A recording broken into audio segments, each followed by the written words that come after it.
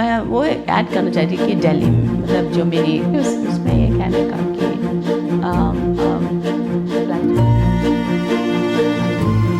Suman Mathur is an ex-educator and a resilient migrant advocate whose journey from administrative jobs to holding leadership roles in adult education sectors across both government and non-government organizations reflects determination and purpose.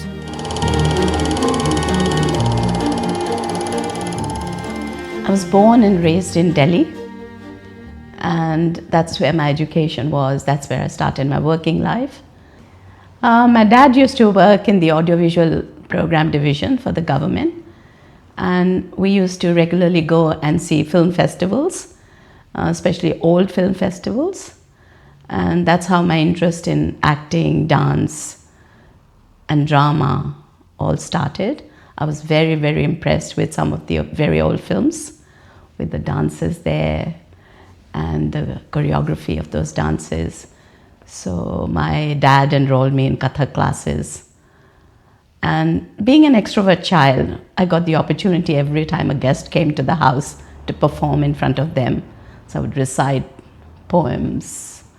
I still remember them after all these years. So in junior primary, I joined Little Children's Theatre Group, and we used to perform lots of plays for the public. And I joined dance classes, Kathak dance classes. And later on, I joined music classes as well. So it was a very art-driven atmosphere in my house. I was encouraged, and being an extrovert child, I think I just grabbed onto all opportunities that presented themselves right through school. When we came to Australia in the 1980s, there were very few opportunities in acting, in having any opportunities at all.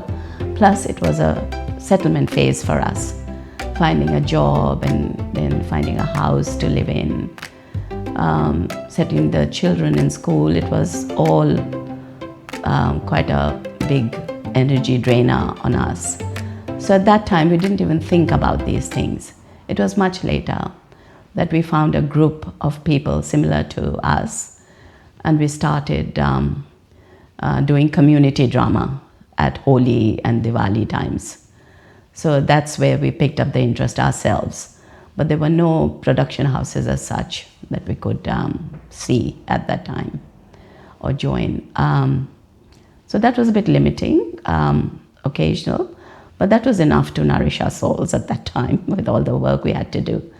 And then as happens in most fields, your work gets busier and busier as you get more and more senior. So the opportunities just faded away in the daily grind of life.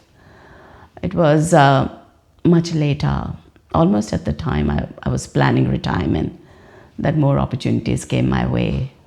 And I joined formal music learning classes again. And I found opportunities with very good directors here. We did lots of very nice stage plays. And that's how the journey started. Now actively involved with screen acting and community theatre, she draws on her lived experiences to support social causes through performance and meaningful community engagement. Okay, so when I was studying at Delhi University, I was very fortunate in having a professor of English called Rati Bartholomew, who was very, very famous in those times as the founder of Yatrik and the Shanta theatre groups. And she taught us a lot. We used to pick up pieces from Shakespeare and other plays and rehearse and present in college, outside college, at different venues. And she also ran theatre workshops, and I learned a lot from her. So later on, when I became a lecturer myself, I started running a theatre workshop in the college for girls, and that was a great success. Upon migrating to Australia, I did a special course in using drama in the teaching of English. And as a teacher of English, I implemented that in my teaching, and it was quite a hit. And I used to train teachers in that method as well. After having worked in theatre, in stage plays, there were certain life constraints and some other reservations that I had. After a 6-month-long rehearsal phase, there would be a stage play, maybe once or twice, and then you would be left with no memories of that.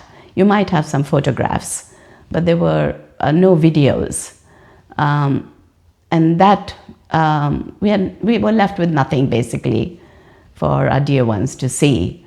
And that's when I decided to change the medium and come to films. So that's one thing I would like to say to the directors, that if after the play has been held, if there are opportunities for the actors and the public to access the old plays, that would be really a carrot for the actors. So it's a very very good medium, because the films can be shared, can be seen by more people than the immediate audience that sees a stage play. And I really like that aspect of it. So I've done a lot of social films, some comedies, some other entertainment films. So it's been good. The film as a medium has been a good change. From her early days surrounded by creativity and culture to a life shaped by passion, performance and perseverance, Suman Mathur's journey is a testament to how childhood influences can blossom into lifelong purpose. Blacktown has a very rich and diverse culture, and it's been my fortune to interact with a variety of other cultural groups and learn a lot from them. Another thing I've noticed is there's a lot of talent. There's a lot of people making films and doing theatre, and there are other language groups. And it's a partnership that's probably required between Indians and the other groups that are also interested in making films or staging plays. There are supporting organizations like Herman Foundation, for example. Directors like Pankaj Upadhyay of Euphony Films, and there are others as well who are going into the talent pool, discovering new talent, and making more films, refining their products, and improving the skills of the actors who work with them. And I think it's a great partnership. I think those who are waiting to start their journey in theatre or films should be able to get a lot more information now through social media, through contacting people who are already practitioners, going to theatre, going to films, actually making contact with the people who work there, reaching out to actors and directors and even backstage people. And there are schools now. It's AI and social media have made it very, very accessible now to gain information. Maybe offering to volunteer. If people want to see what happens on screen or on stage, the best entry point, I would say, is volunteering. There are hands needed backstage.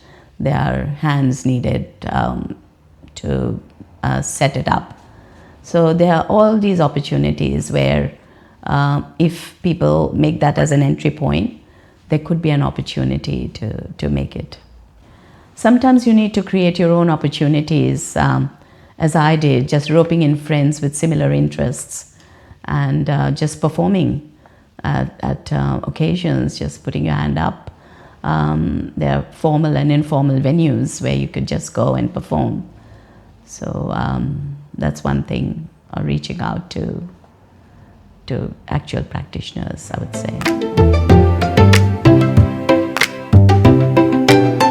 My creative process basically is just to read up on the character, know the story well, where I fit into the plot, and just immerse myself in that role. Because after all, stage or film is reflective of reality. So you just need to slip into another skin, that of the character, and then just perform. It's not anything other than a real life situation that you're acting to.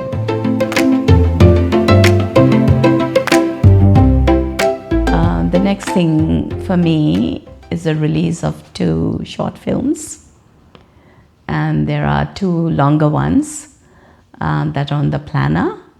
They have not yet started, but they are going to be released in 2026. Other things are, I'm waiting to be a part of some thriller, more comedy, mystery films. I love the genre, so I would love to be a part of that. In terms of connecting with me, I can only say to people to watch me on Euphony Films platform. There are lots of films I'm in, and also to just be on YouTube, watch other short films. Short films don't take up a lot of your time, so why not watch them? Her story reminds us that when art, encouragement, and opportunity come together, they create a legacy that continues to inspire. Thank you for watching and celebrating this beautiful journey with us. Okay, 3 magic words for people who are watching this podcast is: accept the challenge, jump in, don't wait for perfection. It will come with practice.